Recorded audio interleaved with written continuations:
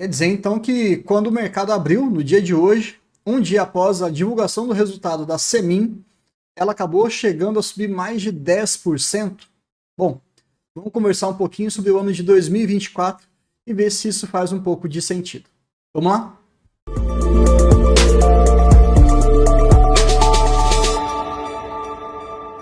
Dando seguimento, então, aqui à nossa cobertura dessa temporada de balanços de fechamento de 2024, vamos conversar aqui sobre a CSN Mineração em relação ao seu quarto trimestre de 2024, né? E também, principalmente, em relação ao ano todo.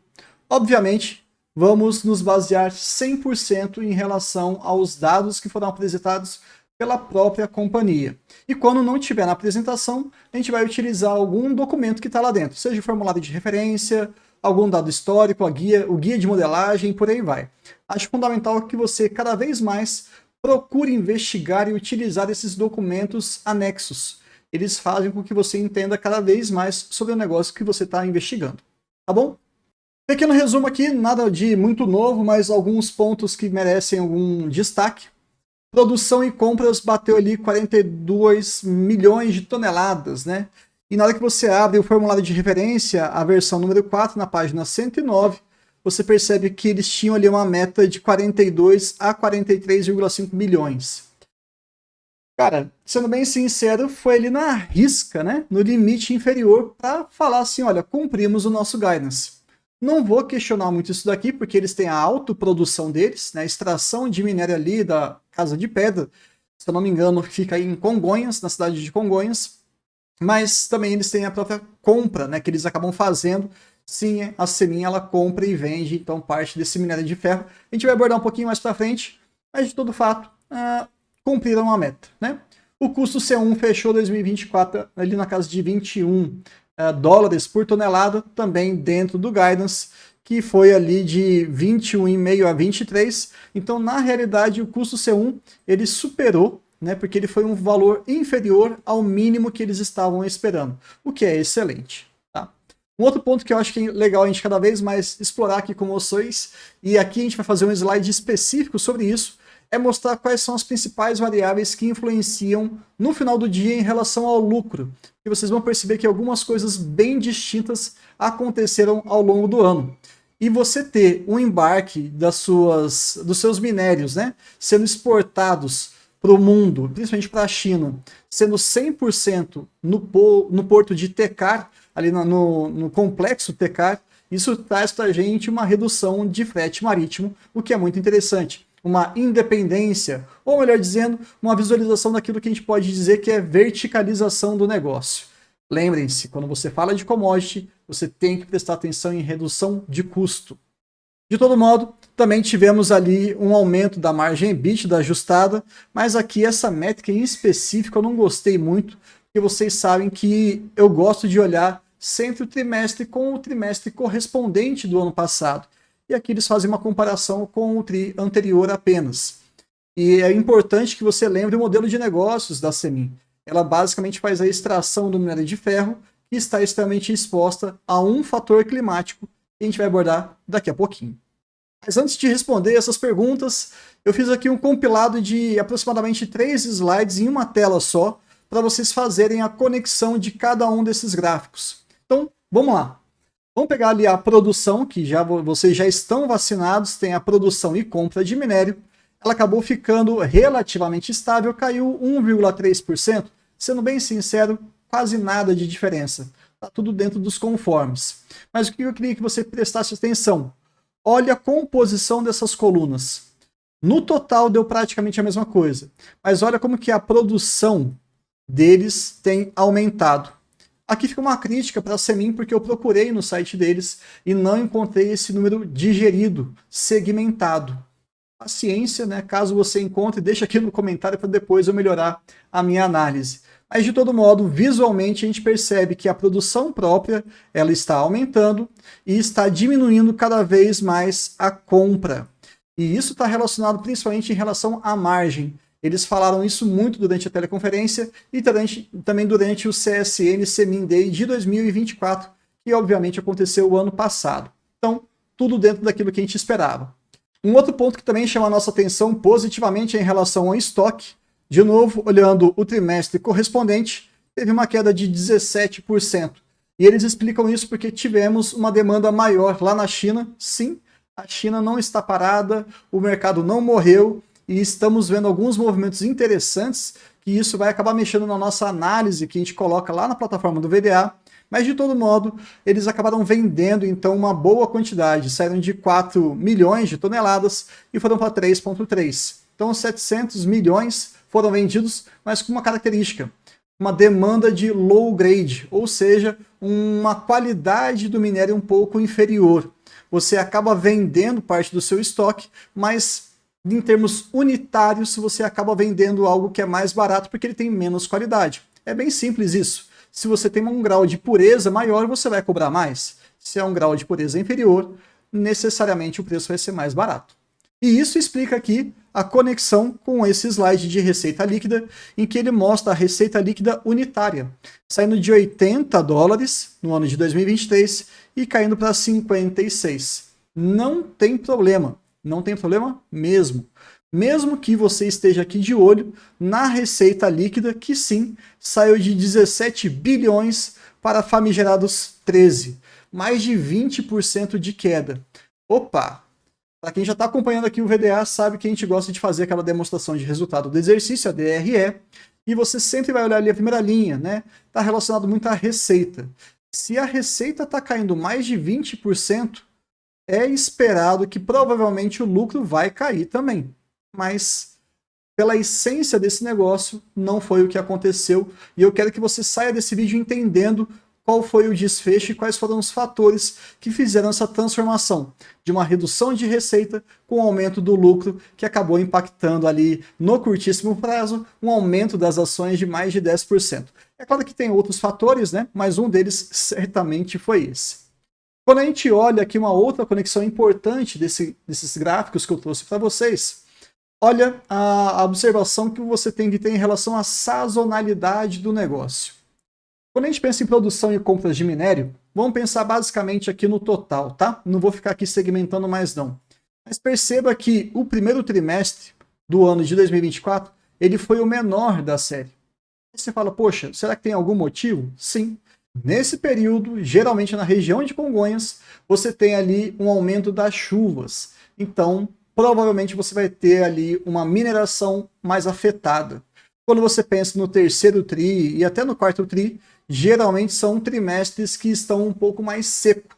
Então você vai ter resultados mais expressivos. É sutil, tá? Mas a gente precisa conhecer cada um desses gráficos para que você entenda que existe uma sazonalidade. Olhando aqui a questão de volume de vendas, eles mantiveram algo bem rigoroso, ali uma variação de 0,3%, para mim é absolutamente nada, né? Mas aí vamos de novo destrinchar além do óbvio aqui um pouquinho, porque eu acho que a gente está aprendendo cada vez mais. Se você faz um desenho, um exercício bem simples, pega esse 37 milhões de toneladas que nós tivemos ali em 2023 e divide por 42. Mas vá até o último número, tá? 37.669 dividido por 42.662. Você vai chegar em algo próximo a 88%. Bruno, ainda não entendi, porque eu nem sei o que essa tabela aqui, essa imagem, na verdade, está representando. Calma, vamos lá. Faça a mesma conta de 2024, 38 milhões, 38.512, e divida por 42.552. Você vai chegar no valor próximo de 90%. Esse volume de vendas aqui, ele está segmentando as duas cores em mercado externo e mercado interno.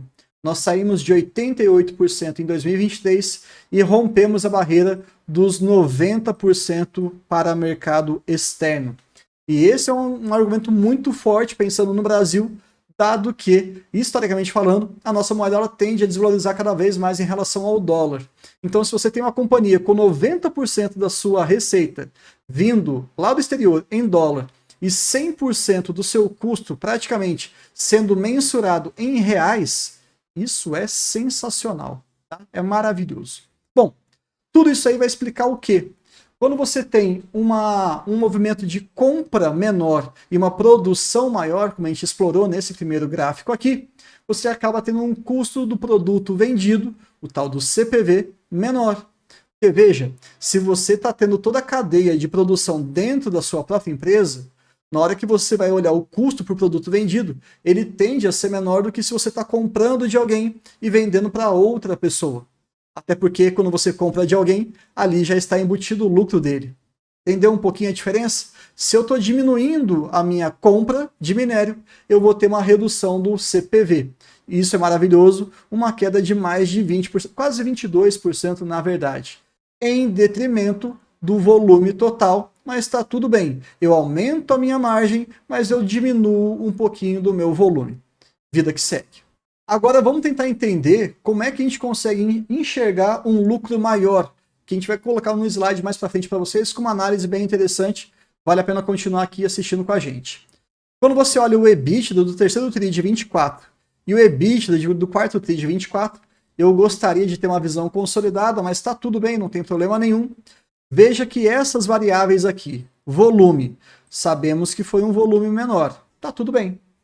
Preço do minério, realmente ele deu uma subida considerável no período. Frete marítimo, também nós tivemos ali um lado positivo, porque agora, um efeito positivo, até porque nós fizemos 100% pelo complexo ali do Tecar, isso reduz o custo. O mix de volume, acabamos vendendo um minério um pouco mais pobre em termos de pureza, então isso acabou desfavorecendo o nosso EBITDA, mas está tudo bem. E custos e outros, tivemos ali um aumento do nosso EBITDA comparando trimestre a trimestre, até porque o custo C1 e entre outros foi menor. Então, deu para entender aqui um pouquinho desses grandes fatores relevantes na hora de você olhar uma companhia tipo a Semin. Sempre, sempre olhe, mesmo que você não entenda profundamente ou de maneira bem parecida, né? Você tem que saber tudo de todos esses fatores. Não, mas acompanhe isso aqui e faça uma leitura adequada para você perceber que, de fato, a companhia está indo bem ou não, e se ela não estiver indo bem, qual é o aspecto que ela tem que focar um pouco mais, até para você fazer um questionamento para o RI ou durante a teleconferência. Um outro ponto aqui que é legal a gente falar, do guidance que foi cumprido em relação ao custo C1, como a gente já tinha falado lá no início, mas eu quis marcar aqui para vocês, para deixar bem claro que tudo aquilo que eles prometeram para 2024 foram poucas métricas, mas elas foram cumpridas. Avançando um pouco mais, a gente vai chegar na explicação de todo aquele estudo que a gente acabou fazendo, mas tem aqui uma crítica. Esse slide não foi apresentado no terceiro trimestre de 24. Quem está acostumado a acompanhar essas companhias sabe disso. E por que será que nós não tivemos? Porque o lucro foi pífio, foi patético, foi muito pequeno. Mas está tudo bem. Até porque a gente está falando de uma empresa ligada a commodities. Minério, frete, dólar, pipipi, popopó, projetos, tudo, vocês sabem disso. Então vai ter uma oscilação de 352% e você vai ficar impressionado? Não, você não vai ficar impressionado. Você falou assim, mais um dia normal na Semin. Tá? E eu vou trazer um gráfico para vocês de um estudo retrospectivo de todos os lucros trimestrais. Mas antes disso, é a nossa grande constatação. Nós temos uma empresa aqui em que a receita caiu 23%, mas o lucro líquido aumentou 26%, principalmente por todos aqueles fatores que a gente trouxe para vocês. Pensem só, do quanto que nós estávamos na cotação do dólar em 2023, abaixo de R$5, se eu não estiver falando bobagem, e pensa ao longo de 2024, que chegou a passar ali dos seus R$6, também se eu não estiver muito enganado. Então, é algo muito, muito variável que vai impactar a companhia.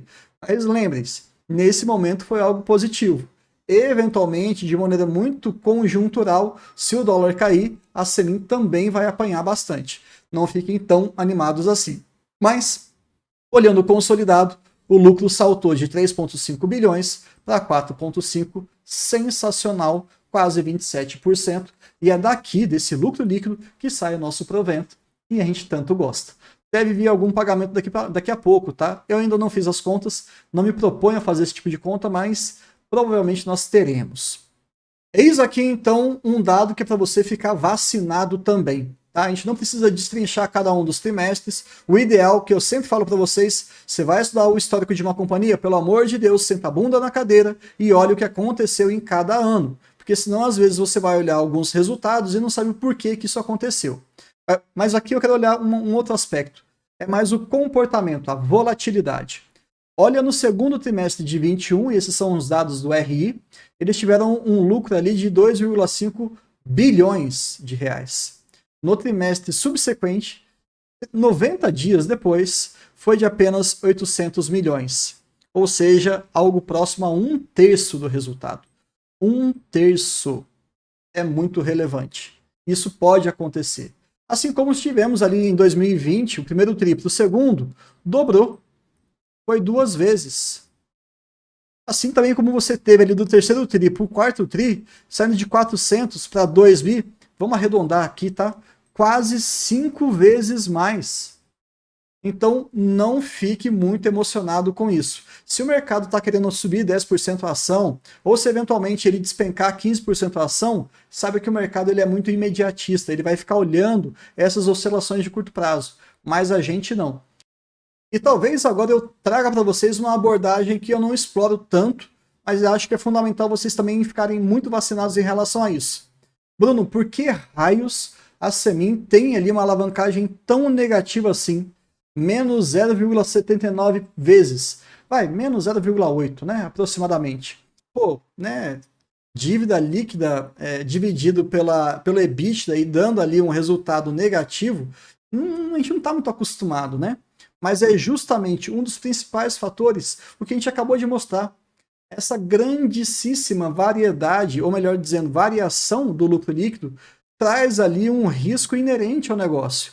Se de repente faz um alinhamento dos planetas, em que você tem uma queda do dólar, uma queda do minério de ferro e um aumento da chuva, o resultado da Semin vai ser pífio, patético, próximo de zero ou até prejuízo. Não aconteceu, tá? Mas pode acontecer. Assim como, eventualmente, se o dólar estiver subindo, o minério estiver subindo e tiver um tempo muito seco, e com projetos entrando em operação, eles vão estourar a boca do balão.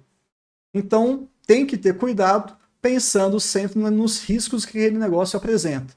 Esse é um dos principais fatores que eu enxergo porque esse endividamento ele é tão bem controlado. Pode até parecer excessivamente, tá? Mas não é não é à toa. E note também que todo esse valor, olha o caixa dos caras, 15 bilhões. Se a gente fizer uma conta aqui bem rápida, salvo engano, eles conseguem pagar todas as parcelas, né? Todas as amortizações 25, 26, 27, 28, 29, 30, 31, 32, 33 e 34. Eles pagam tudo. É uma leitura óbvia, eu sei, mas eu gosto de trazer isso para vocês. Como que eles têm hoje de liquidez, eles pagam todas as parcelas até o final do prazo, até 2034. Então isso daí, para mim, é gordura, é margem de segurança na veia, é muito importante. E a gente está no Brasil, né? Sempre uma gordurinha ali a mais nunca vai ser mal vista, vai ser sempre muito bem-vinda. E para fechar, trazendo aqui para vocês um pouquinho da análise do VDA, mas aqui é um dado ultrapassado, é uma análise de 15/1 de 2025. Para quem faz parte do Clube VDA, eu vou atualizar isso quanto antes, mas eu gosto de colocar algumas coisas interessantes para vocês. Quem tiver acesso vai ver ali que é uma empresa ligada ao mundo de commodities, então ela tem uma maior volatilidade. Ela não é uma empresa recomendada para quem está começando a sua vida de acionista, até pelo seu comportamento extremamente errático. Ela tem ali um dado muito recente em relação ao CSN Semin Day de manter o payout de 100%. Então eu sempre trago ali para vocês alguns dados, algumas falas dos executivos e a origem dessa informação para que você possa verificar se você quiser. E também uma percepção particular. Ali no dia 15/1, eu não estava conseguindo enxergar o minério de ferro acima de $100. Então eu dizia que para 2025 isso não procedia. Mas o mundo é o que ele é e ele muda o tempo todo. E nós estamos vendo, sim, que aqui esse ponto, pelo menos nesses primeiros 2, 3 meses do ano, eu já estou errado, porque o minério de ferro está assim, sustentando acima de $100 e existe uma nova perspectiva de que ele continue acima de 100. Então a gente tem que atualizar de tempos em tempos. Um outro ponto aqui que eu gosto de trazer antes de entrar nos números é falar que nós estamos com um programa de recompra de ações e lembrando que ele foi lançado quando as ações estavam custando R$ 5,19. É algo que está um pouquinho dispare do que está acontecendo no dia de hoje, mas toda vez que você tem um programa de recompra sendo lançado, uma das várias percepções, nem sempre é verdade, mas pode ser, é que as ações estão mal precificadas. Então, agora a gente entra com os nossos argumentos aqui. Tá? Para 2025, o consenso de mercado, e sim, a gente usa algumas premissas particulares minhas e outras eu acabo consultando o mercado. Uma das nossas fontes, que a gente usa muito, está falando de um consenso que vai de 30 centavos a quase 90 centavos no ano de 2025, em relação ao ano de 2025. E note como isso é complicado, porque eu estou falando de valores 3 vezes. Então pode ser 30, 60, o dobro, ou 90, o triplo. É uma grande variação, justamente, de novo, pelo modelo de negócios. Eu sou um pouco mais conservador e peguei ali o consenso médio, ali, mais ou menos, de 48 centavos pelas análises dessas plataformas internacionais. E aí, então, eu considerei 49 centavos de proventos a serem pagos para os acionistas em relação a esse ano. Lembrando também que eu gosto de analisar aqui a proporção de JCP e de dividendo para ver se vale a pena ou não a gente fazer uma correção em relação ao imposto de renda do JCP. Nesse caso não, eu acho que é uma questão de preciosismo, então eu não vou colocar esse ajuste, fechando o nosso PPA, provento por ação líquido de Semin 3 para 2025, próximo de 49 centavos. Mas lembrem-se que essa é uma atualização, uma leitura já um pouco defasada. Se você quiser saber os nossos dados mais atuais, é só experimentar o nosso Clube VDA, e se você não gostar, você pode sair, tá? Não tem problema nenhum. Mês seguinte você já se desvinculou, já cancela a assinatura, a gente não vai te prender aqui dentro, não. Espero que vocês tenham gostado e até o próximo vídeo.